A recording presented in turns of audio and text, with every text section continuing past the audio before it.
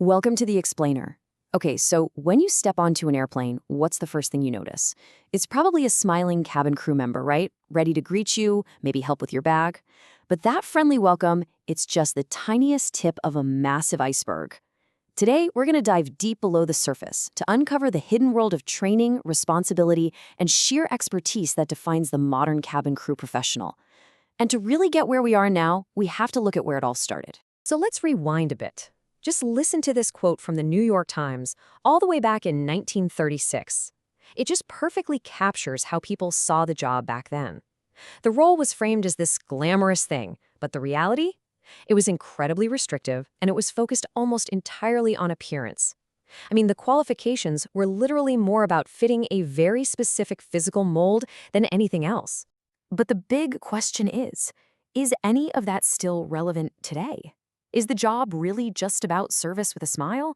Or is there this massive hidden foundation of skill and responsibility that we, as passengers, pretty much never get to see?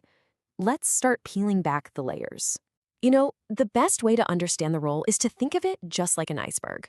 What we all see, the part above the water, that's the service. The calm demeanor, the drinks, the perfectly pressed uniform. But what's hidden underneath is immense. Cabin crew are first and foremost legally mandated safety experts. They're trained first responders, and they are the first line of security on any flight. That service part is only possible because of this massive hidden foundation.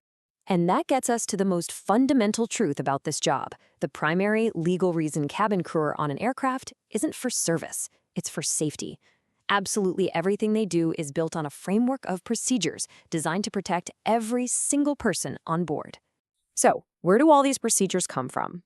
Well, every single action a crew member takes in a safety or security situation is dictated by something called the Operations Manual.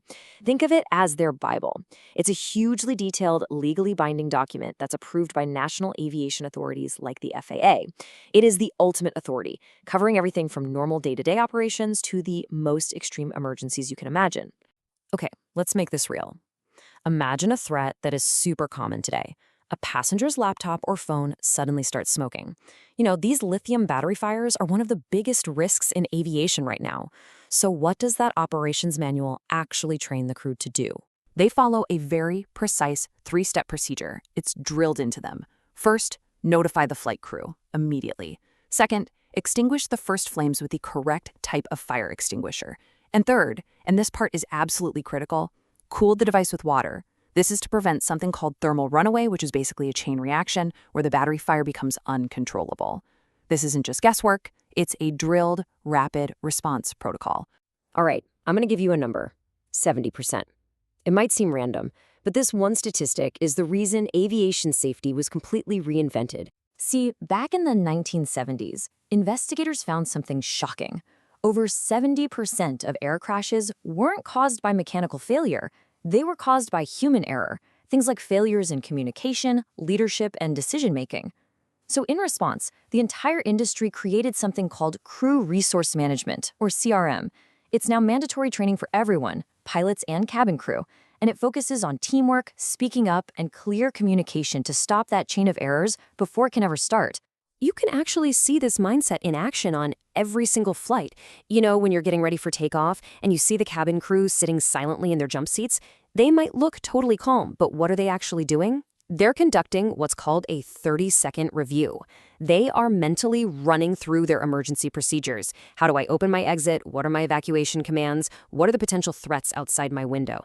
It's a moment of intense mental preparation during one of the most critical parts of the flight. So beyond just preventing accidents, we go to the next layer of the iceberg, responding to emergencies as they're happening. At 35,000 feet, the cabin crew are your first responders, period. And they have some serious resources to work with. Every commercial plane is equipped with a first aid kit for basic stuff, an automated external defibrillator, or AED, for cardiac events, and even an advanced emergency medical kit, the EMK. But here's the thing. Just because all that equipment is there, does it mean the crew can just open it up and use all of it?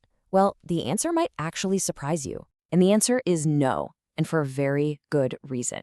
Their role is incredibly well defined. They are trained extensively to provide first aid, CPR, administer oxygen, and use that AED. But that advanced emergency medical kit, that can only be opened and used by a qualified medical professional, like a doctor or a nurse who just happens to be on board as a passenger. The crew's job is to stabilize the situation, assist that professional, and facilitate care, but never to go beyond their training. Now we go even deeper below the surface to what might be the most critical layer of all: security. The cabin crew are not just service providers. They are the absolute front line in managing threats inside the aircraft. So when you see a crew member calmly dealing with a disruptive passenger, there is a whole complex assessment happening behind their eyes. They're trained to recognize different threat levels, from level 1, which might just be disruptive behavior, all the way up to more serious threats. They are actively using de-escalation tactics while at the same time assessing when the situation is serious enough to notify the captain, which could lead to that passenger being restrained. It is a very calculated response, not just customer service.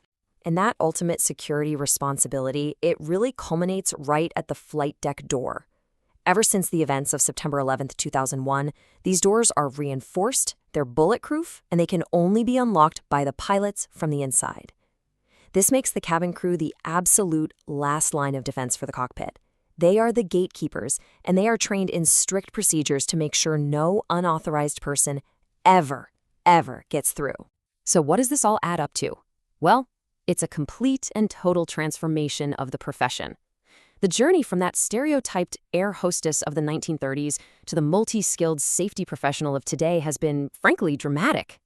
And you can see this evolution so clearly over the last century. We start in 1912 with an attendant who's just focused on comfort. Then, in the 1930s, the focus shifts to care, with airlines actually hiring registered nurses. The 1970s bring that huge safety revolution with CRM training. And then, of course, after 2001, the security role becomes paramount. It's an evolution driven by technology, major world events, and a much deeper understanding of safety. And the skills that are developed in this incredibly demanding environment are so valuable. As this former cabin supervisor from a major airline says, the job isn't just one thing. It's being a specialist in customer service, in crisis management, communication, and teamwork, all while under immense pressure. I mean, these are skills that are highly transferable to pretty much any professional field out there.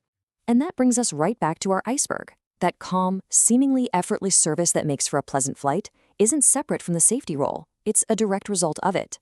The crew can be so reassuring and attentive precisely because they have the confidence and the training to handle any situation that could possibly arise. The visible part is built on that massive, invisible whole. So I'll leave you with this question. The next time you board a flight and you're greeted with that smile, will you still see just a server, or will you now see the highly trained safety expert, the first responder, and the security professional who is there, above all else, to make sure you get to where you're going safely?